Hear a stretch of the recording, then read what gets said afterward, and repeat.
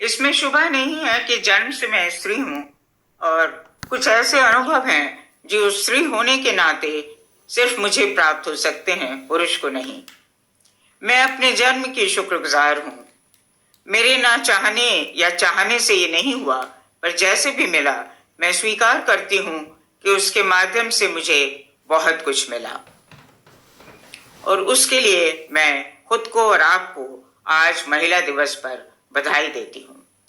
पर मैं बात विषय पर करना चाहती हूं, पाठ, संवाद और महिला रचनाकार। पाठ ऐसी संज्ञा है जो लिंग, वचन, नस्ल से परिभाषित नहीं होती।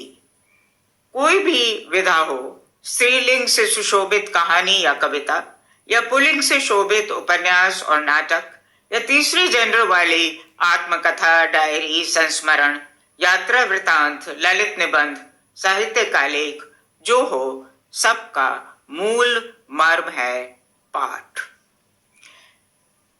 ये वैसे उत्तर आधुनिक शब्दावली से लिया गया शब्द है और अंग्रेजी से तर्जुमा है। अंग्रेजी का शब्द है टेक्स्ट।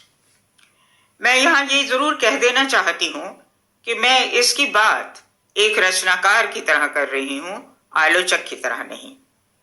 उसमें बहुत अंतर है, क्योंकि मैं किसी वाद की बात नहीं करूंगी, विखंडनवाद या संरचनावाद। मैं रचनाकार क्या अनुभव करता है उसकी बात करूंगी। कुछ आपको मजेदार वाक्य भी सुनाऊंगी। मुझे याद है, इस सहस्त्राब्दी के आगमन से पहले एक दिन जब मैंने और कृष्णा सोबती ने एक साथ मंच से कहानी पाठ किया, तो समापन पर कृष्णा जी ने मुझसे कहा, हमें आपका टेक्स्ट वाकई अच्छा लगा। मैं कुछ दिग्भ्रमित सी हो गई। मुझसे पहली पीढ़ी की लेखिका ने कहानी, कथ्य, भाषाई अभिव्यक्ति या शिल्प विन्यास आदि न कहकर एकदम ताजा उत्तर आधुनिक टेक्स्ट शब्द का प्रयोग क्यों किया? क्या वे साबित करना चाहती थी कि वे उत्तर आधुनिक फलसफे से परिचित थी, या मंतव्य कुछ और था? कुछ देर सोचा तो मुझे उनका इस्तेमाल किया गया ये शब्द पाठ काफी भला लगा। अपनी कहानी के संदर्भ में कुछ ज्यादा भला लगा। नाम बतलाती हूं अपनी कहानी का, मंजूर नामंजूर। मुझे नहीं लगता आपने पढ़ी होगी, ज्यादातर लोगों ने नहीं पढ़ी होती।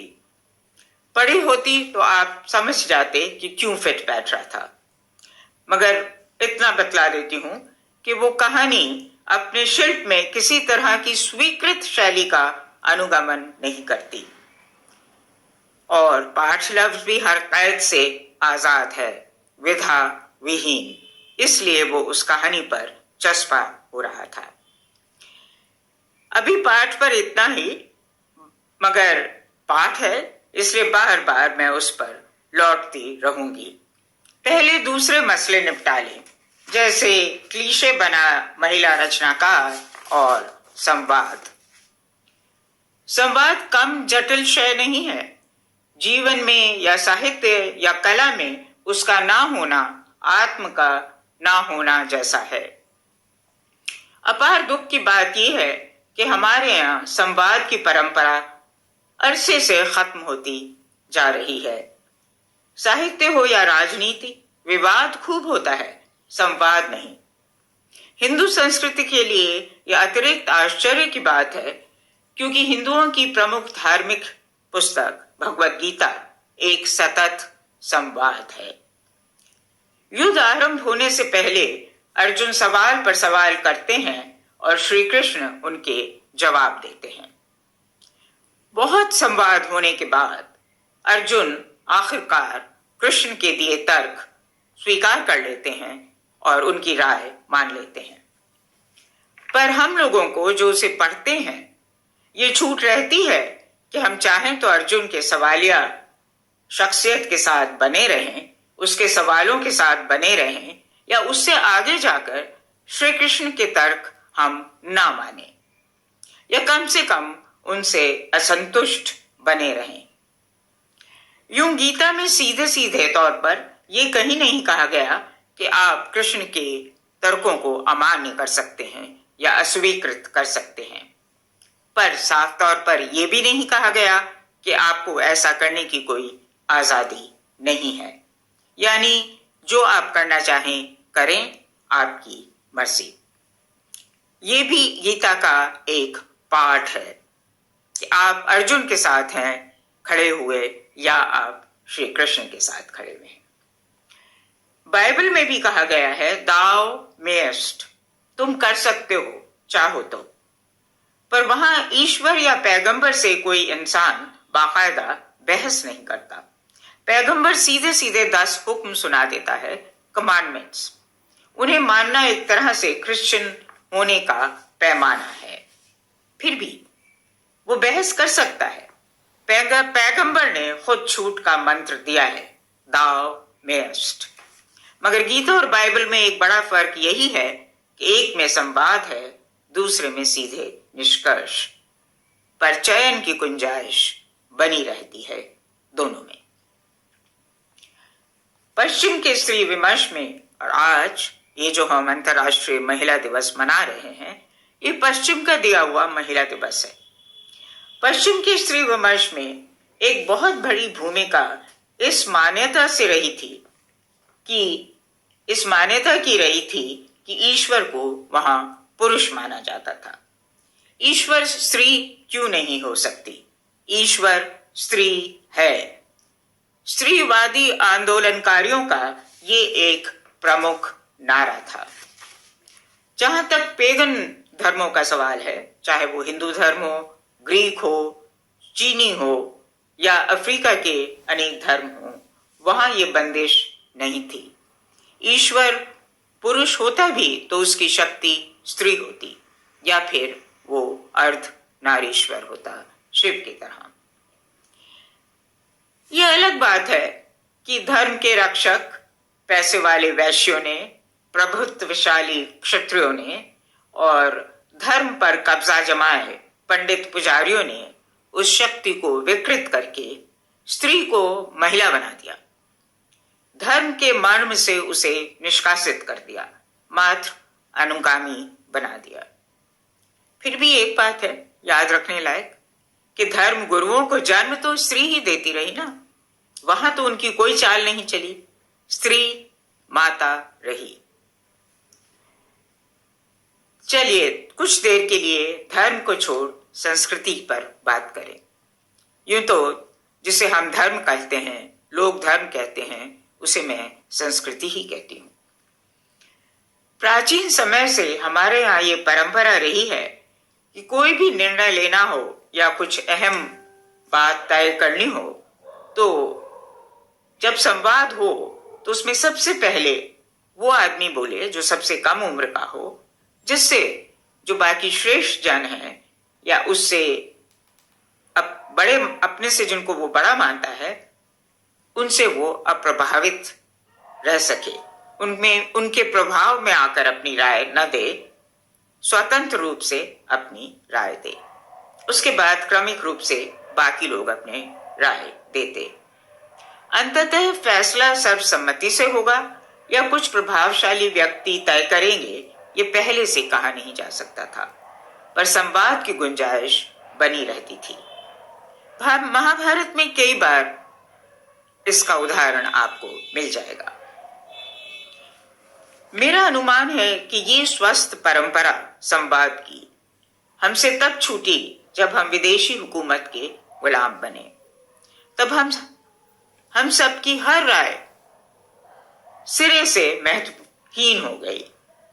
कुछ सिरफिरे प्रतिरोधी फिर भी विरोध विवाद करते रहे, पर बरसों बरस किसी ने ध्यान नहीं दिया। फिर भी जैसे रस्सी से घिसने से कहा जाता है ना कि पत्थर पर भी निशान बन जाता है, उसी तरह धीरे धीरे उन विरोधियों का, विद्रोहियों का कुछ असर दिखाई देने लगा। सौभाग्य से उन दिनों हमारे पास एक धीरोदात्त नायक थे, गांधी जी, जो इतना धीरज रखकर संवाद करते कि वाद विवाद कब संवाद में बदल गया पता ही न चलता, या तब पता चलता जब संवाद से हल निकल चुका होता। यूं ही अपने देश को आजादी नहीं मिली, इसी वकालत की बदौलत मिली, पर वकालत में विवाद के बजाय संवाद था। विवाद के मार्फत हमें नहीं मिली आजादी, संवाद के मार्फत मिली। अफसोस की बात है कि साहित्य के आलोचक ऐसे धीरोदात्त न रहे, कभी न रहे। कुछ हद तक हम इसके लिए अपनी गुरु शिष्य परंपरा को भी कसूरवार मान सकते हैं, क्योंकि गुरु से सवाल करना करीब करीब वर्जित था। 1980 में जब मैंने कृष्णा सोबती का उपन्यास जिंदगी नामा पढ़ा तो अपने एहसास की मैंने उसमें पुष्टि देखी। तो एक तरफ राहत महसूस की तो दूसरी तरफ घोर नाउम्मीदी भी हुई। उनके सच के बयान से नाउम्मीदी नहीं हुई, पर सच के सच होने से नाउम्मीदी हुई। जिंदगी नामा की शुरू के पन्नों में एक टीचर को पाठ पढ़ाते दिखलाया गया है। यदा कदा अगर कोई बच्चा सवाल कर उठता तो उसे डांट कर चुप करवा दिया जाता। सुनो, चुप बैठो, सवाल मत करो, सुनो। निहितार्थ ये कि सवाल करना मना है, सवाल करने का कोई लाभ नहीं है। कई प्रख्यात विद्वानों ने मेरे मत की पुष्टि की। मुझे याद है हम काफी लेखक हजारी प्रसाद द्विवेदी जी का नाटक अनाम दास का पोथा देखने श्री राम सेंटर दिल्ली गए थे। नाटक का कथ्य जो था उस पर टिप्पणी नहीं कर रही हूं, पर वो प्रस्तुति मुझे पसंद नहीं आई थी, उसने मुझे प्रभावित नहीं किया था। पर मैं कुछ कहती उससे पहले प्रख्यात लेखक आलोचक विश्वनाथ त्रिपाठी जी ने अत्यंत गदगद भाव से ये जुमला बोला, हमारे गुरु का नाटक है, हमें पसंद ना आए कैसे हो सकता है। मैं ठहरी वकील की बेटी खटाक से बोली, और जो वे आपके गुरु न रहे होते तो नाटक कैसा लगता? जो वो आपके गुरु न रहे होते तो नाटक कैसा लगता? बतलाइए ना, तभी सत्य मर्म तक हम पहुंच सकेंगे, हम नाचीज जन। हमारे क्योंकि हजारी प्रसाद गुरु नहीं रहे, प्रिय लेखक भले रहे, तो हमें नाटक कैसा लगना चाहिए। जाहिर है उन्होंने काफी नाराजगी से मुझे देखा और यह भी नहीं पूछा कि नॉन गुरु की उस प्रस्तुति के विषय में मेरी क्या राय थी। शायद मैं उनके लिए पर्सोना नॉन ग्रेटा हो गई थी, पर सिरे से उन्होंने मुझे नहीं नकारा। हो सकता है सिरे से उन्हें मेरी बात ना लायक न लगी हो, या हो सकता है वो मात्र उनकी शालीनता रही हो। सच का तकाजा है कि आपको बतलाऊं कि मेरी एक कहानी का पाठ मंच से सुनकर उन्होंने मौखिक रूप से उसकी काफी प्रशंसा की थी और व्याख्या भी की थी। उस कहानी का नाम था सितम के फनकार। पर हिंदी के ज्ञाता, चाहे वो आलोचक हों, रचनाकार हों या शिक्षक हों, सभी जानते हैं कि मौखिक और लिखित व्याख्या या प्रशंसा का अंतर क्या है, और उससे मौखिक से कोई विशेष अंतर पड़ता नहीं है।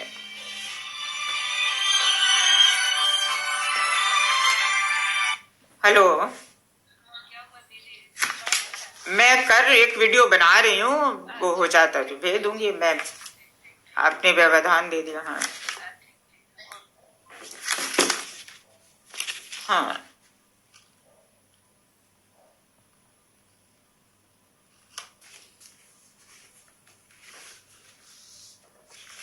है जो प्रशंसा मेरी त्रिपाठी जी ने मौखिक रूप से की, क्योंकि वो लिखित रूप से नहीं हुई थी, इसलिए उस जरा नवाजी से साहित्य में कोई संवाद नहीं बन पाया। ये मसला तब और पेचीदा हो जाता है जब उसमें रचनाकार के रूप में स्त्री का पदार्पण होता है। हमारे यहाँ स्त्री रचनाकार एक अजब शय मानी जाती है। वो विस्थापित स्वीकृत नियमों और मूल्यों से निरंतर विरोध और विवाद करती है, पर संवाद करने को राजी नहीं होती। बात बेबात एक स्त्री रचनाकार दूसरी स्त्री रचनाकार को स्त्रीवादी न होने की फतवा देती है, दूसरी स्त्री रचनाकार को स्त्रीवादी न होने का फतवा देती है। उसे मर्द साहित्यिक बिरादरी की पिछलग्गू या शागिर्द या नकलची घोषित कर देती है। कई बार दूसरी स्त्री का कसूर सिर्फ इतना होता है कि उसने कह दिया हो कि उसकी राय में जरूरी नहीं है किसी उपन्यास में स्त्री पक्ष और पुरुष पक्ष अलहदा हो या वे एक दूसरे का विपक्ष रचें। नर में नारी पक्ष और नारी में नर पक्ष सर्वत्र दिखे तभी उपन्यास या कोई साहित्यिक कृति वास्तविक रूप में मूल्यवान बन सकती है, बशर्ते उसमें मानवीय मूल्यों के प्रति संवेदना हो और उसकी व्याख्या उसमें की जाए, व्याख्या करने की ललक भी उसमें हो। मैं कहना ही चाहती हूं कि विवाद संवाद के माध्यम से पैदा होता है, उससे कन्नी काट कर नहीं। संवाद का बन पाना रचना और आलोचना के बीच पुल बनाता है। जब रचना संवाद नहीं हो पाता तो साहित्य की भी स्पष्ट समझ नहीं बन पाती और होता यह है कि साहित्यकार अलग गुटों में बट जाते हैं। यानी रचना का खालिस रचना की तरह आकलन नहीं होता, बल्कि लेखक की विचारधारा और उसके साथी लेखकों पर ज्यादा फोकस रहता है। आलोचना कितनी भी विचार सम्मत, तर्कशील, निष्पक्ष और सकारात्मक और उदार हो, यह मुमकिन नहीं है कि उससे किसी किस्म का मतभेद न हो। मतभेद होने का मतलब है उस रचना के अनेक आयाम हैं, वही जिसे हम कहते हैं पाठ। कई तरह के पाठ उस रचना में देखे जा सकते हैं, तभी आलोचक या पाठक अलग अलग नजरिए से उसे देख सकते हैं और उसके अनेक पाठ कर सकते हैं। एक बेहतर या यादगार रचना की यह अनिवार्य शर्त है कि उसे किसी एक तंग दायरे में बांधकर नहीं देखा जा सकता। स्वीकृत विचारधारा के अंतर्गत या सही गलत के स्वीकृत ढांचे या कैनन के तहत उसे नहीं आंका जा सकता।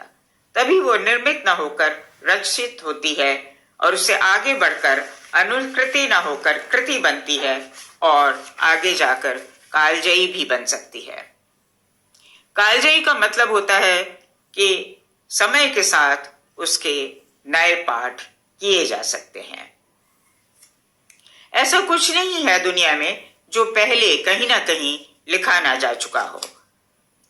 फर्क नजरिए का होता है, जीवन दृष्टि का होता है। जो रचनाकार अपने भावबोध और जीवन अनुभूति के भीतर से प्राप्त करता है, वही उस कृति को लेखक विशेष की कृति बनाता है।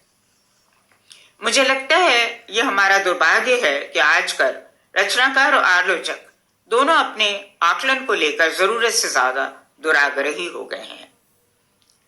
अगर रचना की कमियां उजागर की जाएं, तो रचनाकार क्षुब्ध होकर आलोचक की क्षमता या ताकत को कटघरे में खड़ा कर देता है। सोशल मीडिया के दोस्त उसे पूर्वग्रह युक्त पक्षपाती से साबित करने लगते हैं और उसे अन्य लेखकों को बढ़ावा देने वाला घोषित कर देते हैं। आलोचक भी कम तंग नजर नहीं होते। यदि एक आलोचक दूसरे की व्याख्या या विवेचन को दोषपूर्ण ठहरा देता है, तो बौद्धिक व्यक्तियों की तरह उस पर संवाद नहीं किया जाता, बल्कि वो एक दूसरे को किसी तथाकथित वाम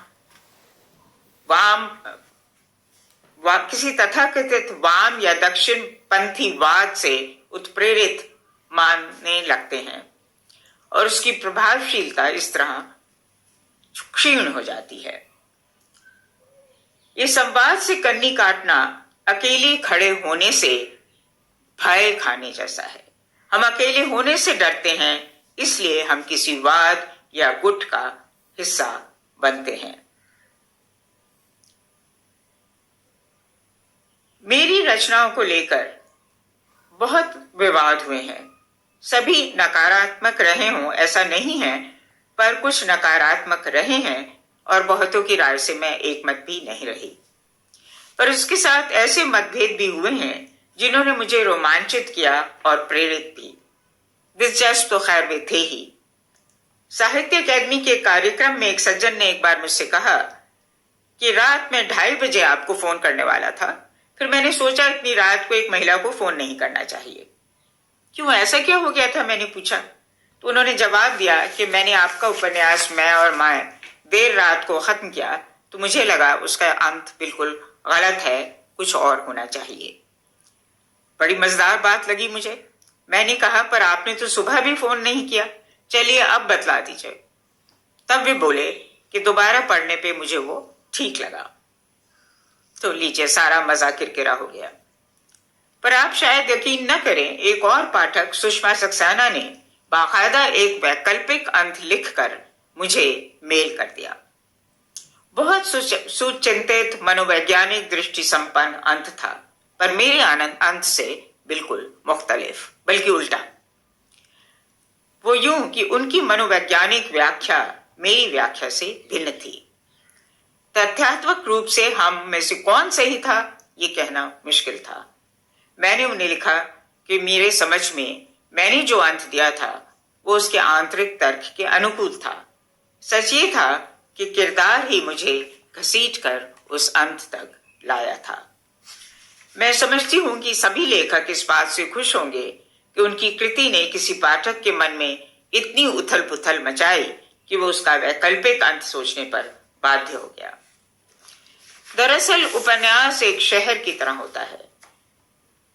आप जब उसके अंदर घुस जाते हैं तो आपको पता लगता है कि बहुत सारे बाहर जाने के रास्ते हैं और आपको उनमें से एक चुनना होता है। तब तक आप किरदारों के बीच परकाया प्रवेश कर चुके होते हैं और उपन्यास आप नहीं, किरदार लिख रहे होते हैं। तो ये समझ में आते ही सब कुछ आसान हो जाता है। आप वहां जाते हैं जहां किरदार आपको ले जाता है। एक राज की बात बतलाऊं, मैं वो उपन्यास था जिसे मैं उसके समाप्त हो जाने की काफी बाद तक लिखती रही थी, पर मुझे मजा नहीं आ रहा था। फिर सहसा समझ में आया कि उपन्यास तो कब का खत्म हो चुका, मैं खामखा माथा फोड़ी कर रही थी। मर्म की बात यह थी उसका अंत असंगत होना तर्क संगत था। विसंगति में संगति, एब्सर्ड या असंगत, उस तथ्य को स्वीकारा और ऐसा अंत किया जिसके कई विकल्प हो सकते थे। तभी ना एक मानीखेज संवाद बन पाया। आपने और क्या होगा कि दरअसल मैं पाठी की बात बार बार करती रही हूं। अब उसके बारे में रचनाकार की मन की बात कुछ कहना चाहती हूं।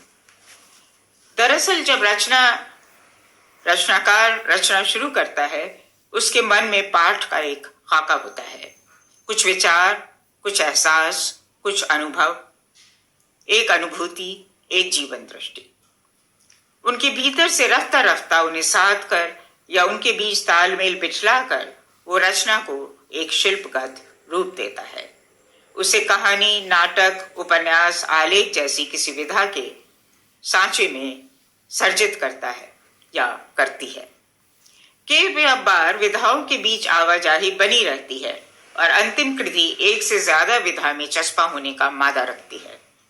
इसे विधागत प्रयोग कहते हैं, जो शिल्पगत प्रयोग से आगे की चीज है और गहरे विचार विनिमय की और संवाद की मांग करती है।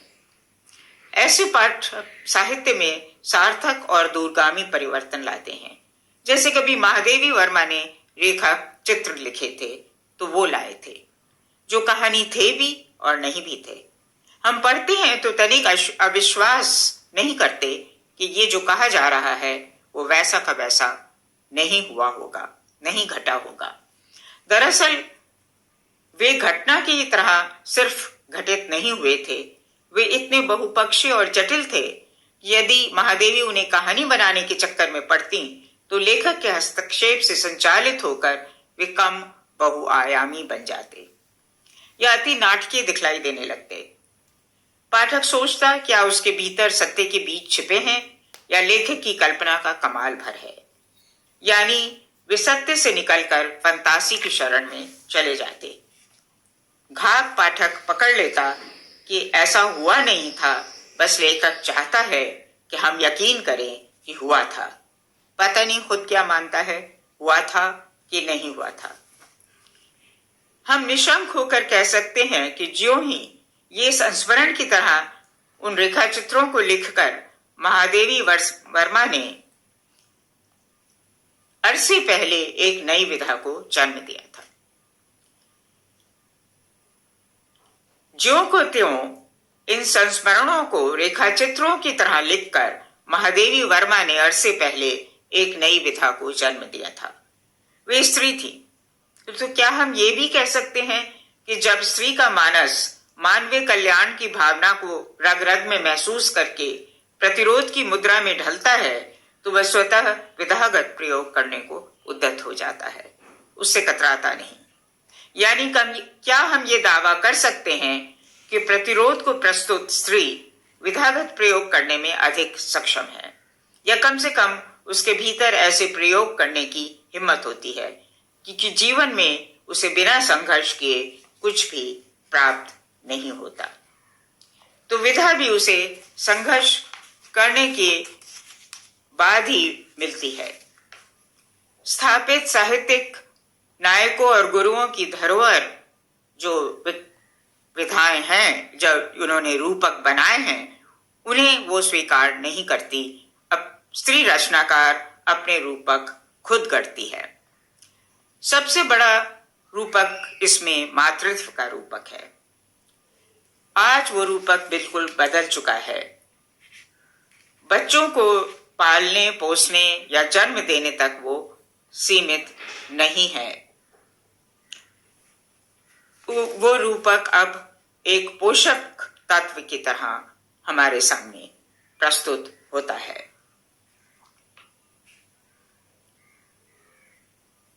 मैं और भी उदाहरण देना चाहती हूं कुछ, जो स्त्री रचनाकारों ने महादेवी वर्मा की तरह नई विधा बनाई है।